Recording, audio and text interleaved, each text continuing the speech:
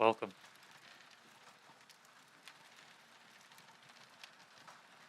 So continues the tale of the Mother Huggers in these lost pages. I want to warn you that this story will not continue the way that you expect. No. This will be a story of loss,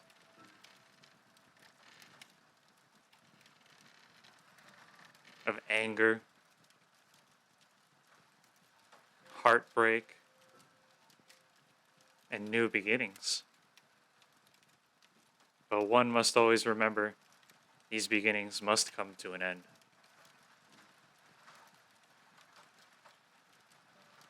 The last you recall from these pages, the party had found themselves deep within the Pandarian temple, underground, Wayhurst. They were being taken by this serpent. They managed to escape the clutches, destroying it, and continuing further down into this abyss of labyrinth. They came across the throne room, where sat a woman playing a harp, surrounded by statues and these flaming salamanders. A Medusa.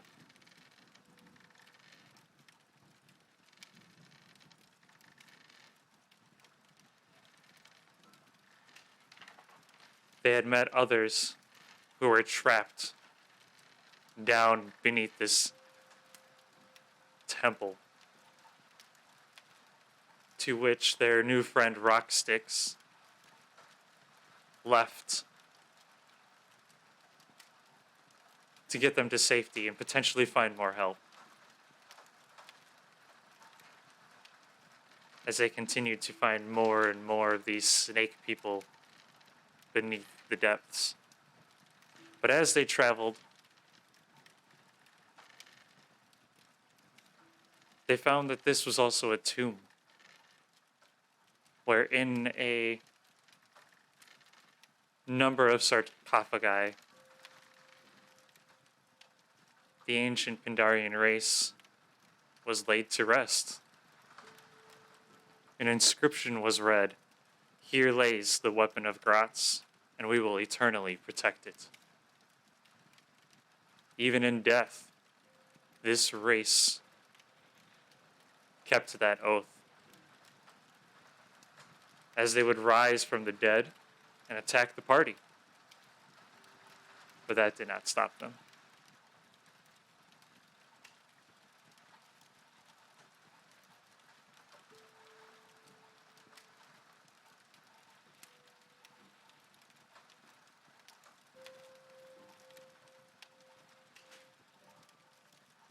As they traveled further and further down, solving puzzles, taking treasure,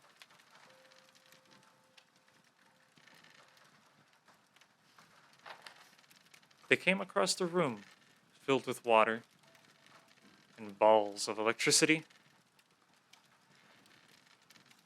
An attempt to solve the puzzle. Many laid unconscious. As a platform, they stood on rows. Rows to a room with a mummy sitting on a throne.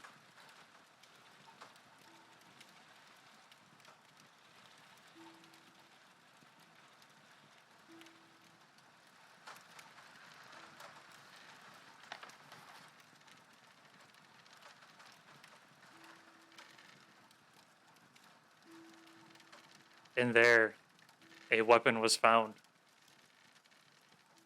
As Ro answered the question to this being,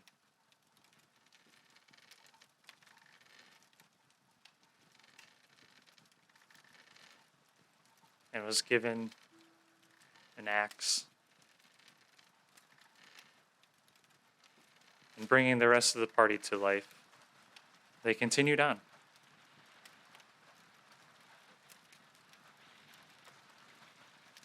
They came across this chasm, and as the party tried to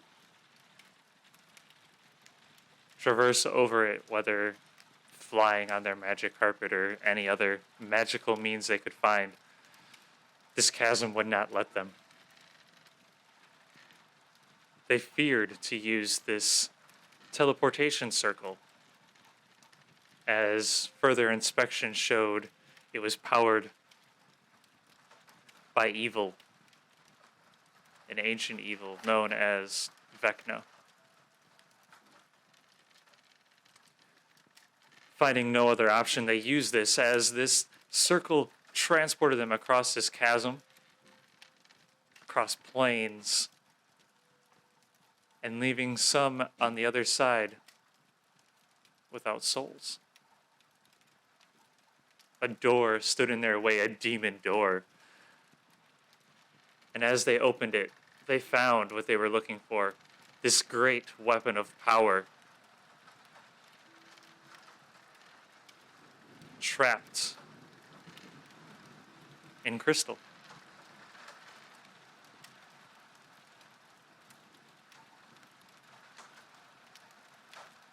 The party attacked the crystal, breaking it apart, but it just kept reforming. With magic, they tried to suppress this regeneration as they attacked it, until eventually the sword was pulled. Edwin stood there with the weapon in his hand. Shadows formed around him as he placed a mask over his face. The demon prince formed beside him as he handed this weapon over. And with a smile, they both vanished, leaving the party there. Traversing back through this portal, managed to bring some of the souls back.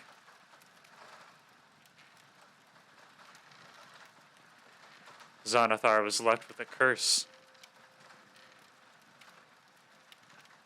to which he threw himself from the chasm into the unknown abyss that laid below, never to be heard from again.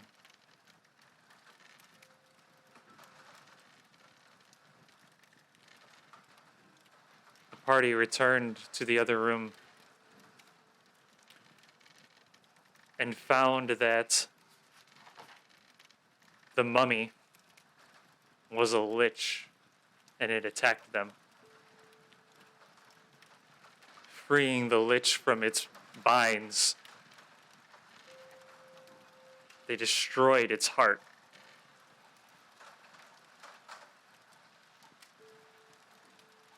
The black dragon appeared before them, stating this was their hoard. The treasure inside was theirs.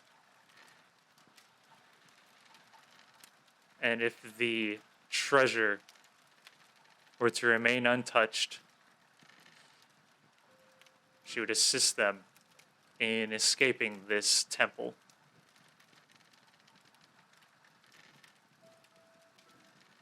The party agreed,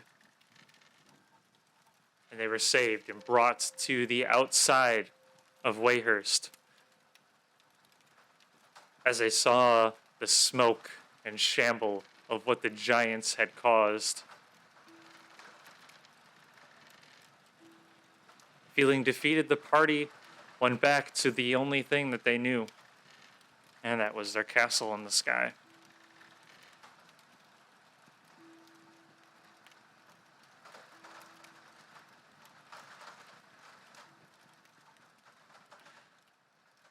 Josk, the albino lizard folk,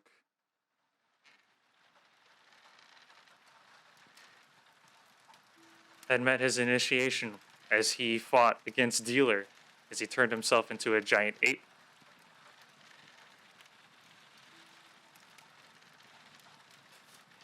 It's the first time anyone had succeeded against the orc. Besides Ro, of course.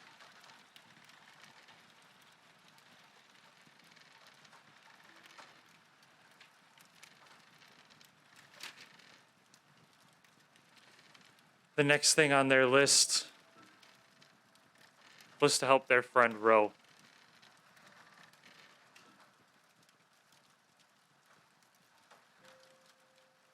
They turned the castle to head south to Portside.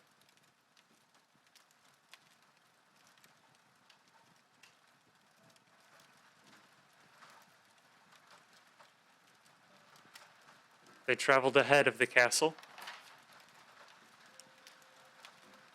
using the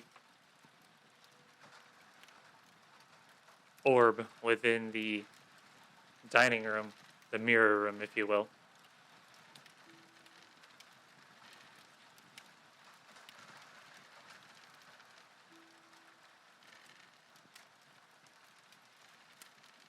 Meeting up with old friends, Eliza, Curly Tail. But most importantly, was Mindari's mansion of mystical marvels. It was time for revenge. The pain that he caused. Not knowing what they were getting themselves into, the party investigated a little bit.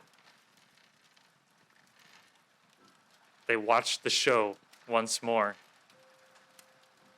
Things seemed to be different. Some of the people not quite the same.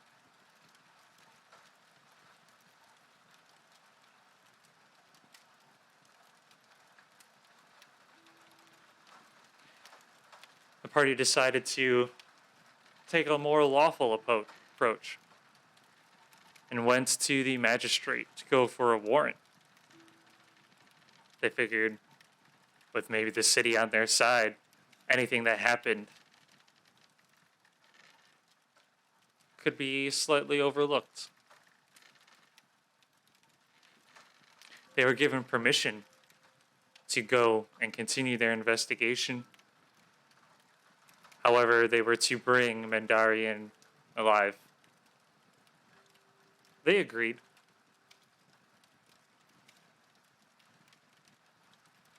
As they went in, they went on a few rides, watching these people hand these notes all throughout the circus, which led them to an old woman, fortune teller, stating that he wasn't really the one behind everything. It was her. And he had outlived his purpose, and it did not matter what the party did. The party went to his tent, hoping to find his heart, his phylactery, his source of revival.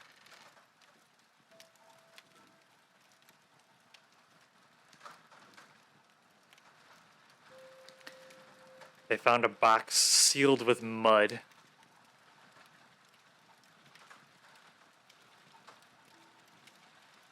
And a book covered in flesh.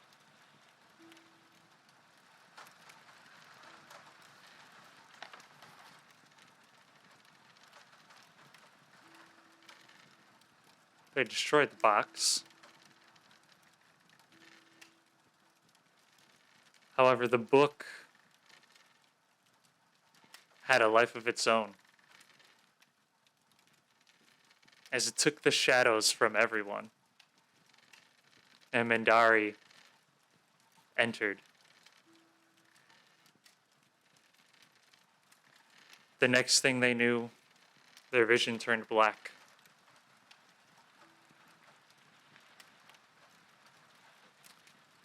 When they awoke, they found themselves underground, trapped, empty.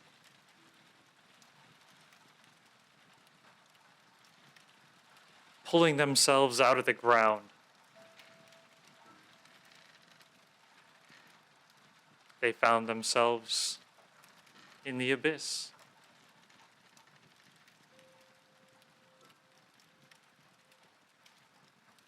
Failure after failure,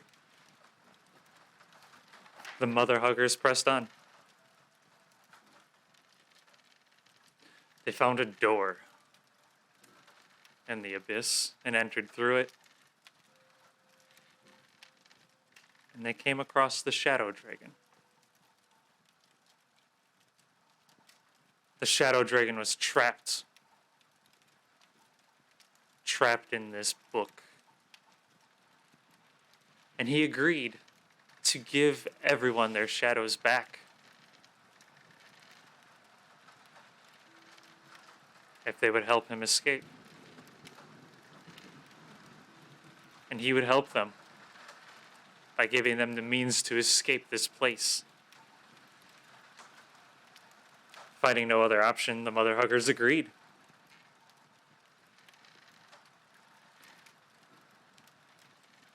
As a cube was presented to them, the party pushed a button as they were transported across plains and ended into pandemonium. The howling winds was enough to drive anybody crazy, to deafen.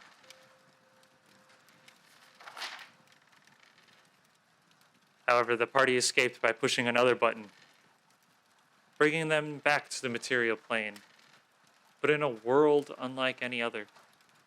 Ravnica. This was not their home, but they were brought here nonetheless.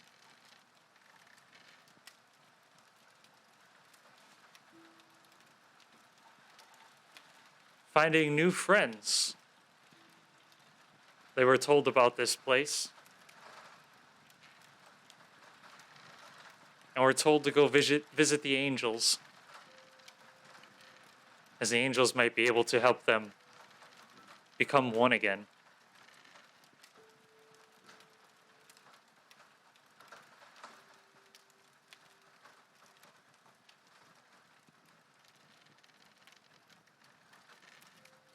As they found their way,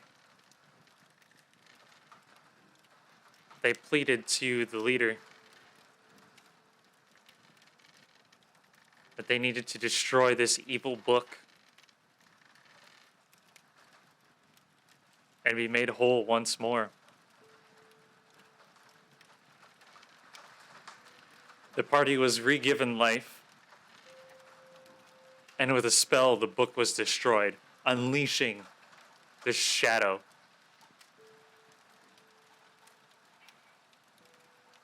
Keeping its bargain. The shadow is returned to everyone.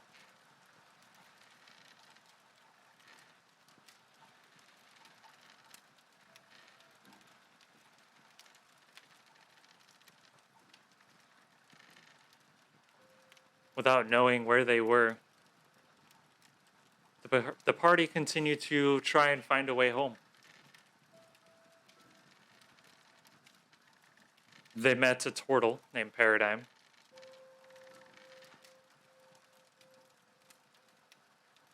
who told them a lot about this place.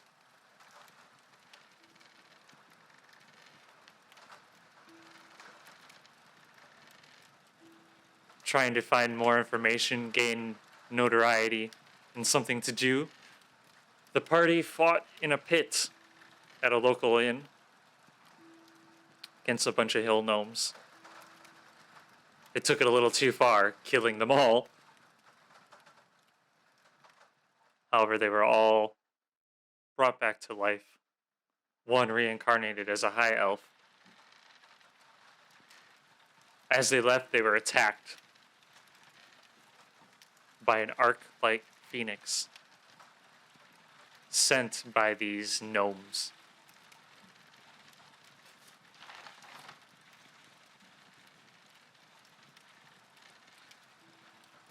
Having destroyed the phoenix, from ashes comes new life, as an egg set in its place.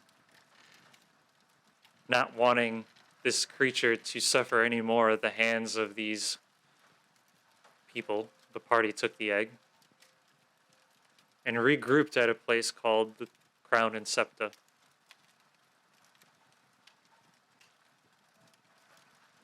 Or Paradigm was happy to give more information, tell them more about where they were.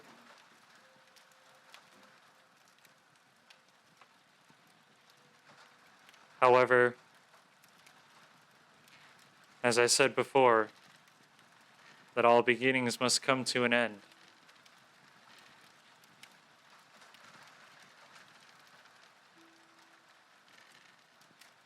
Ro had left a letter stating that she wasn't returning, that she was leaving, having found a way to track down Mindari.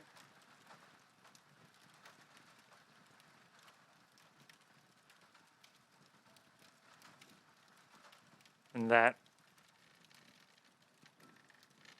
was the end of the beginning of the Mother Huggers. The story continues in more pages. And more pages will be lost. But as they are found, I'll be here to tell the story.